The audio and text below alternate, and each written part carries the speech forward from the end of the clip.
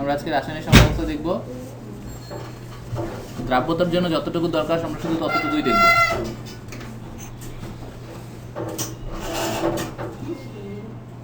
রাসায়নিক সমস্যার বেসিক মনে হয় তোমাদের অনেক আগেই আছে, 9-10-এ তোমরা পড়ে আসছো হয়তো রাসায়নিক সমস্যা। তো যদি তোমরা পড়েই থাকো তাহলে আমাকে বলবা, আমি এখন একটা বিক্রিয়া লিখব, যে বিক্রিয়াটা এ আর বি বিক্রিয়া করে সি আর ডি উৎপন্ন করে।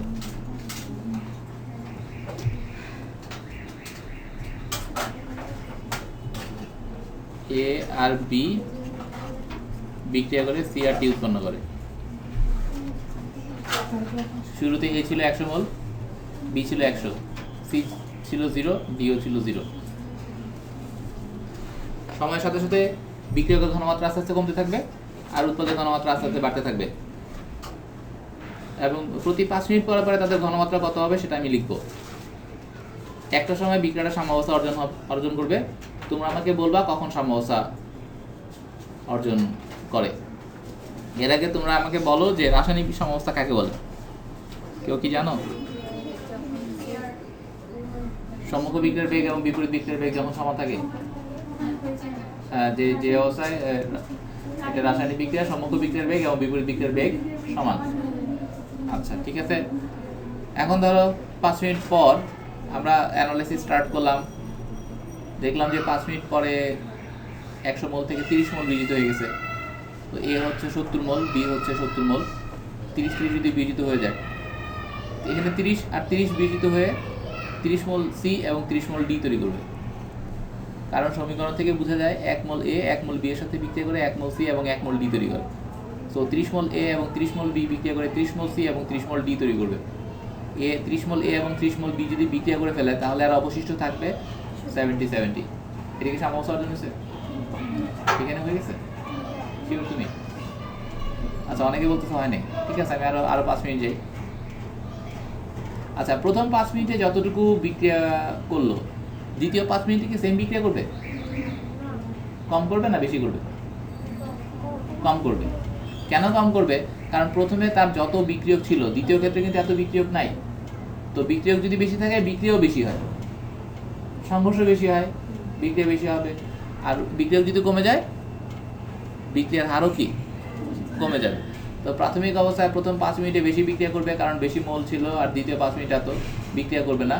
তাহলে আমি যদি ধরি যে দ্বিতীয় 5 মিনিটে 20 মোল বিক্রিয়া করে, তাহলে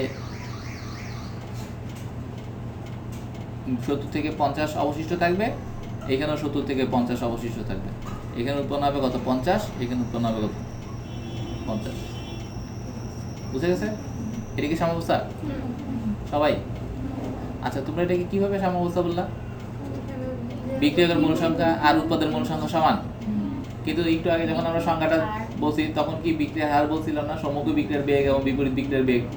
আমরা কি বেগ বের করছি? এখনো বেগ বের করে নাই, শুধুমাত্র মূল সংখ্যা লিখতেছি। তো কখনো কি রাসায়নিক সাম্যাবস্থার সংজ্ঞায় এমন কিছু বলা ছিল যে যখন বিক্রিয়কের মূল সংখ্যা এবং উৎপাদের মূল সংখ্যা সমান তখনই রাসায়নিক সাম্যাবস্থা অর্জিত হয়? সংজ্ঞায় তো এমন বলা ছিল না। তাহলে এটাকে কিন্তু আমরা রাসায়নিক সাম্যাবস্থা বলতে পারি না। সবার ক্লিয়ার? আচ্ছা, এখন কি করতে হবে আমাদের? এখন আমাকে বিক্রিয়ার হার বের করতে হবে। বিক্রিয়ার হার আমি কিভাবে বের করবো? এখানে দেখো 5 মিনিটে কত মোল বিক্রিয়া করছে? 30। তো 5 মিনিটে বিক্রিয়া করলো 30, তাহলে 1 মিনিটে কত? 6। 1 মিনিটে 6। তো আমি বলতে পারি আর এফ ইকুয়াল হচ্ছে 6 মোল পার মিনিট না? যদিও আসলে মোল পার মিনিট বিক্রিয়ার হারের একক না, মোলার পার মিনিট। আমরা যদি ধরে নেই এই বিক্রিয়ার পাত্রের আয়তন হচ্ছে 1 লিটার, তাহলে নিশ্চয়ই এটাও লিখতে পারি মোল পার মিনিট পার লিটার। যাই হোক, এই 6টা হচ্ছে আমাদের মূল। আমরা এটাই। দ্বিতীয় ক্ষেত্রে কি হবে? আর এফ 4। তো রেট আস্তে আস্তে কমতেছে না? আর রেট তো কমাটাই স্বাভাবিক। সবাই কি শুনছো? রেট কিন্তু কমাই স্বাভাবিক। কেন? কারণ বিক্রিয়কের পরিমাণ কিন্তু ধীরে ধীরে কমতেছে। আর বিক্রিয়কের পরিমাণ যদি কমতে থাকে তাহলে তার রেটও আস্তে আস্তে কি কমতে থাকবে। এবং আমি এখানে যেই বিক্রিয়ার রেট বের করতেছি সেটা কি বিক্রিয়া? সম্মুখ বিক্রিয়া নাকি বিপরীত বিক্রিয়া? সম্মুখ বিক্রিয়া। সম্মুখ বিক্রিয়া। সম্মুখ বিক্রিয়ার হার ধীরে ধীরে কমতেছে। আর বিপরীত বিক্রিয়াটা কি? বিপরীত বিক্রিয়া হচ্ছে সি আর ডি বিক্রিয়া করে কি তৈরি করবে? এ আর বি তৈরি করবে। তো এই ক্ষেত্রে যখন সি এবং ডি বিক্রিয়া করে এ বি তৈরি করবে, তো সেই একেবারে শুরুতে ওই বিপরীত বিক্রিয়ার হার কত থাকবে? শূন্য, কারণ বিপরীত উৎপাদ তো ছিলই না, তাহলে বিক্রিয়ার হারও কি হবে? শূন্য হবে। এতটুকু আমরা 100% শিওর। তো এখন আমি যদি ওই বিপরীত বিক্রিয়ার হার বের করতে চাই, তখন আমাকে আবার চিন্তা করতে হবে এই 30 থেকে কত মোলের দিকে গেল, কত মিনিটে গেল, এরকম অনেক কিছু চিন্তা করতে হবে। তো এখানে অনেক জটিলতা অ্যারাইজ করবে। তো আমি চাই না যে একটা সিম্পল জিনিস বুঝাইতে গিয়ে এত জটিল জিনিসের শুরু করি। এই জন্য আমরা অ্যাপ্রক্সিমেট একটা ভ্যালু ধরে নিব যে যখন উৎপাদের ঘনমাত্রা 0 তখন বিপরীত বিক্রিয়ার হার কত, যখন 30 তখন বিপরীত বিক্রিয়ার হার কত, যখন 50 তখন বিপরীত বিক্রিয়ার হার কত, এটাই আমরা অ্যাজিউম করে নিব। তো একেবারে শুরুতে আমরা 100% শিওর যে যেহেতু উৎপাদের মোট সংখ্যা 0, সো বিপরীত বিক্রিয়ার হারও কত হবে? 0। এখানে কিছুটা বাড়ছে, এই জন্য আমি ধরে নিব কত? 1.5 ধরে নিছি। এরপরে যখন 50 হয়ে গেল তখন আরেকটু বাড়বে, সেটা কত হবে? ধরলাম 2.5। বিপরীত বিক্রিয়ার হার আরবি, রেট অফ ব্যাকওয়ার্ড রিঅ্যাকশন। এই জিনিসটা কি সবার কাছে ক্লিয়ার? এটা কিন্তু আমি আমার মতো করে, আর এফ হচ্ছে রেট অফ ফরওয়ার্ড রিঅ্যাকশন। ভাই এখানে লিখে দেই, কই লিখবো?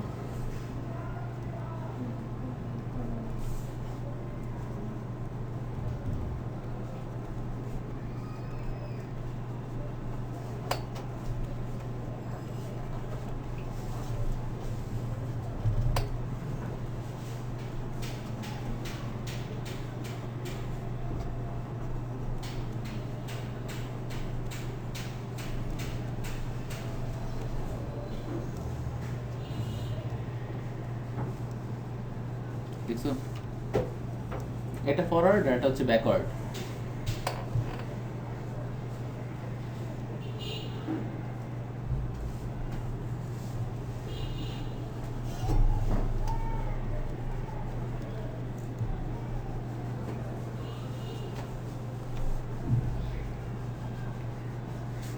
এখন তোমরা আবার দেখো যে আমরা প্রথম সম্মুখ বিক্রিয়ার যে হারগুলো সেগুলো ক্যালকুলেশন করে বের করছি, এবং বিক্রিয়ার ঘনমাত্রা ধীরে ধীরে কমতেছে, হারও কি আস্তে আস্তে কমতেছে।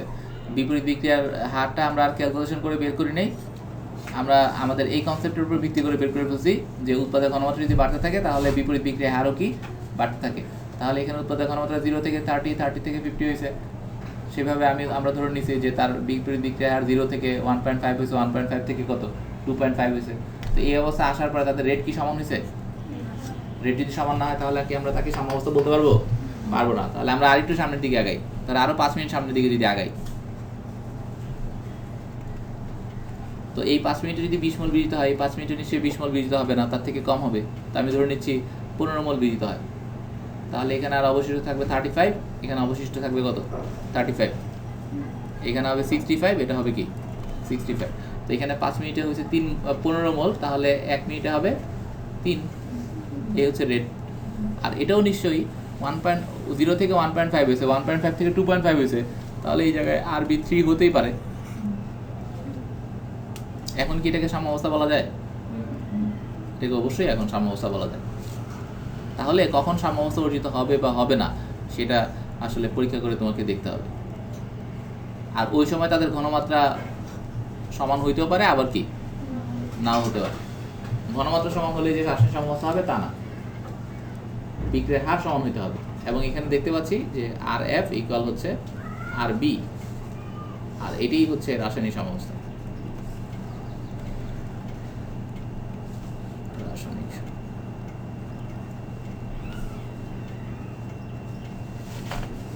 এবার আমরা আরেকটু অ্যানালাইসিস করি।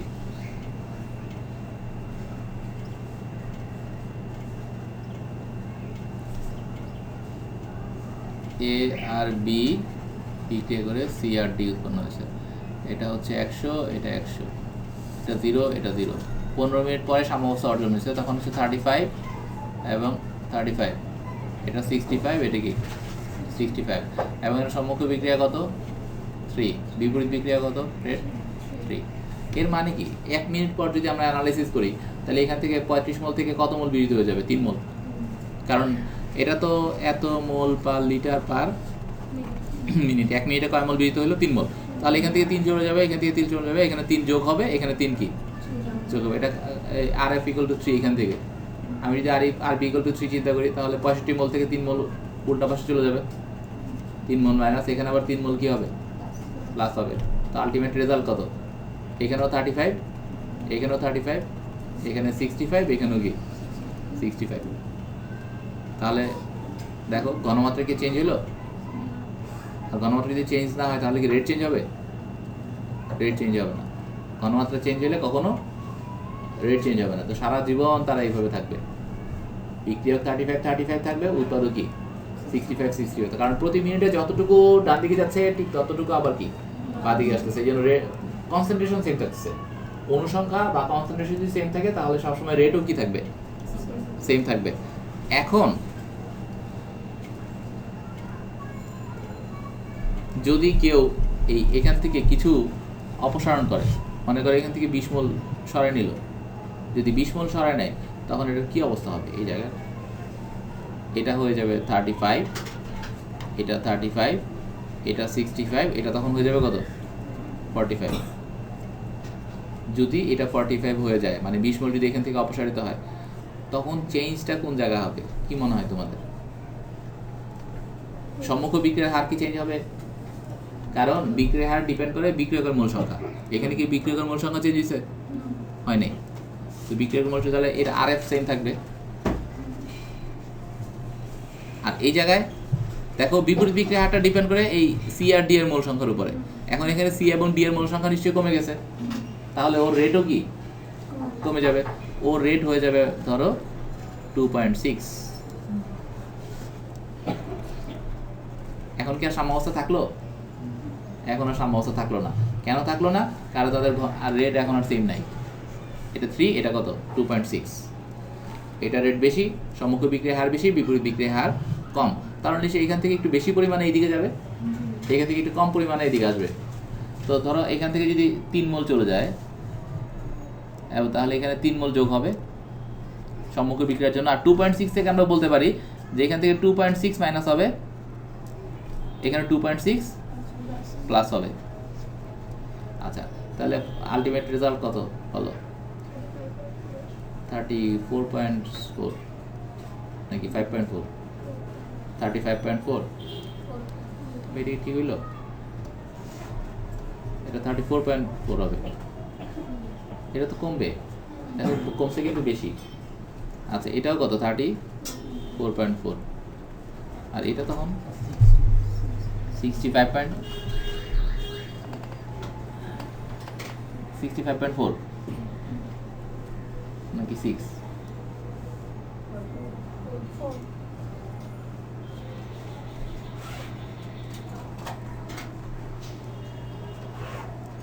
কেমন দিন লাগতেছে আমার?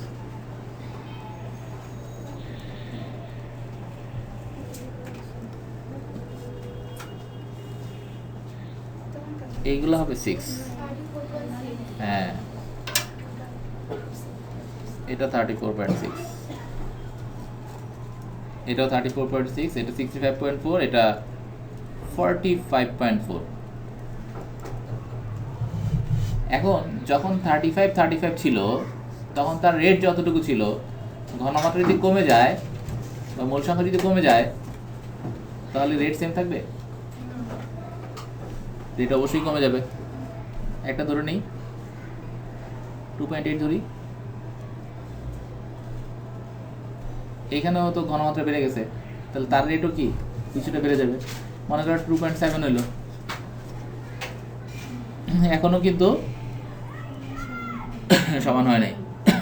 এর কিছুক্ষণ পরে তুমি দেখবা যে আবারও তার ঘনমাত্রা কিছুটা কমবে, ওর ঘনমাত্রা কিছুটা কি বাড়বে। তো এই কতটুকু কমবে? 2.8, আর এখানে 2.8, এটা 2.8, আর এদিকে বাড়বে হচ্ছে 2.7, এখানে কমবে 2.7। তো ও তো ওর সাথে যোগ হলো 2.8 আর বিয়োগ হয়েছে কত 2.7, তার মানে আসলে 0.1 ওর বেশি, তাহলে এটা হবে 65.5, এটা 45.5, এটা ধরো 34.5, এটা 34.5।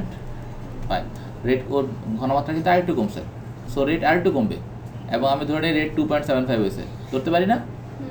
আর এটা রেট, এটার ঘনমাত্রা যদি একটু বাড়ছে, এটা রেট একটু বাড়বে 2.75। আবার দেখো রেট কিন্তু সমান হয়েছে, যদিও ভিন্ন রেট, রেট ভিন্ন। আগে যেমন 3.3 ছিল, এখন কি আর 3.3 আছে? এখন 2.75 হয়েছে। এটা হচ্ছে তার নতুন সাম্যাবস্থা।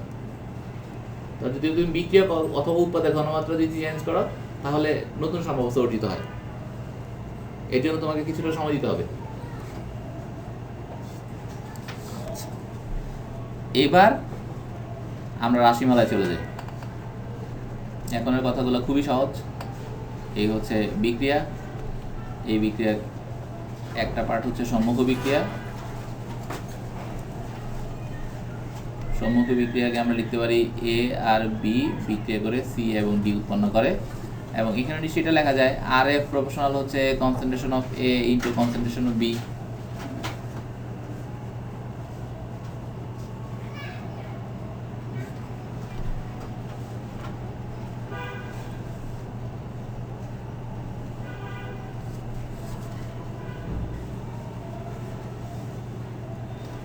তোমরা তো জানো এর ঘনমাত্রাকে দুইভাবে প্রকাশ করা যায়, একটা হচ্ছে কনসেন্ট্রেশন অফ এ এইভাবে প্রকাশ করা যায়, আর একটা হচ্ছে থার্ড ব্র্যাকেট দিয়ে এ এইভাবে প্রকাশ করা যায়।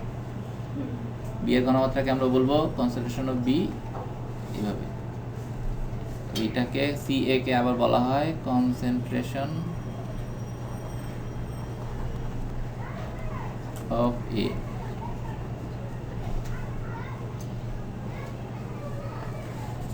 যাই হোক, এই হচ্ছে আর এক হচ্ছে রেট অফ ফরওয়ার্ড ডিরেকশন। এবার আমরা লিখি বিপরীতমুখী বিক্রিয়া।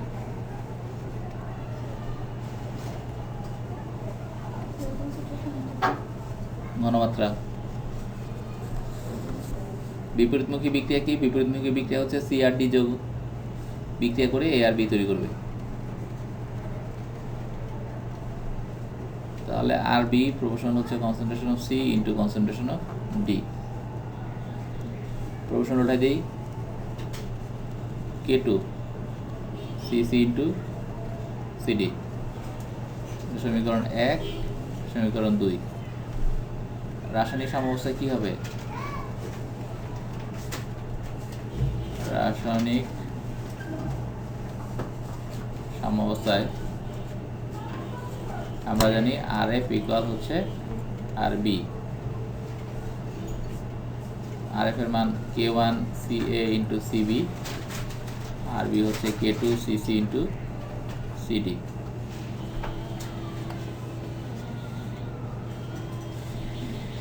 তো K1 বাই K2 ইকুয়াল হচ্ছে CC into CD divide by CA into CB। K1 একটা কনস্ট্যান্ট, K2 একটা কনস্ট্যান্ট, এই দুটোর অনুপাত হবে আর একটা কনস্ট্যান্ট যেটাকে বলা হয় KC। CA into CB, sorry CC into CD divide by CA into CB।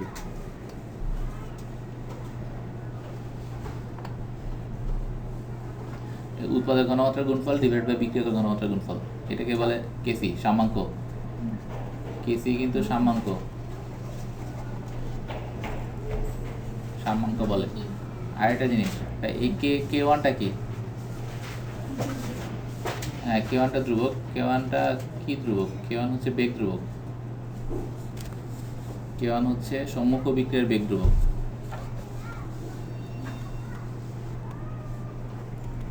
বিক্রিয়ার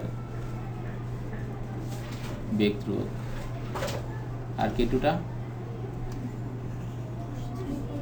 পশ্চাৎমুখী বিক্রিয়ার বেগ ধ্রুবক বা বিপরীতমুখী।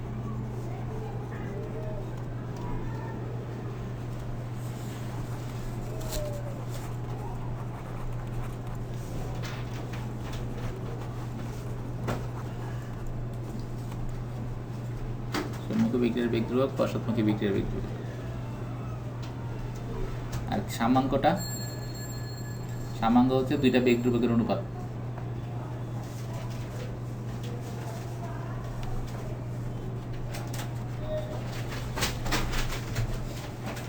k1/k2। আশা করি সবগুলো তোমরা শিখতে পাবা। একটা দুটা লাইন যদি মিসও হয় ভয়ের কিছু নাই।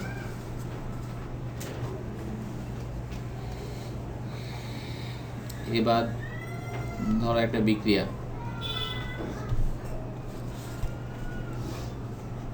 এ আর বি, 2 মোল এ 3 মোল সি আর ডিতে রয়েছে।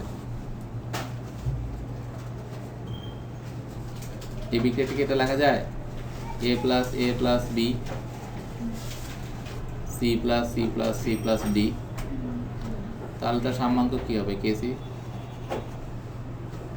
CC into CC into CC into CD.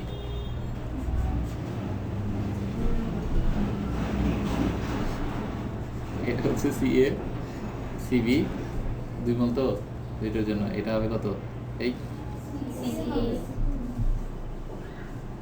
CA CB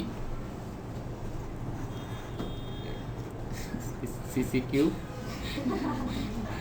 CD CA square into CB. আরো সুন্দর লাগতো না? আচ্ছা ঠিক আছে, লিখি, যেটা সুন্দর সেটাই আমরা অ্যাকসেপ্ট করব।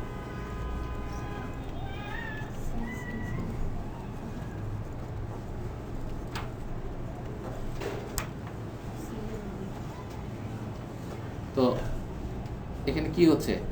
এখানে আসলে যেটা মূল সংখ্যা সেটা পাওয়ার, সি এর মূল সংখ্যা হচ্ছে 3, এটা তার ঘনমাত্রার উপরে পাওয়ার।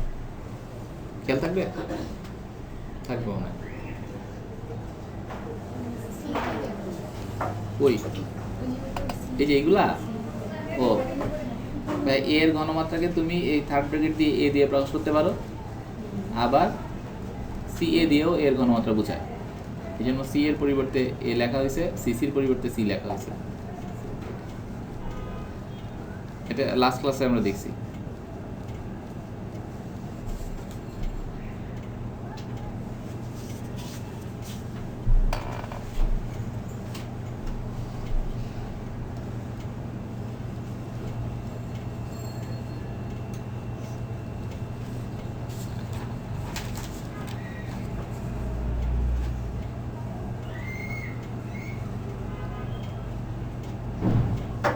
আপাতত দ্রাব্যতার জন্য মনে হয় আর কিছু লাগবে না।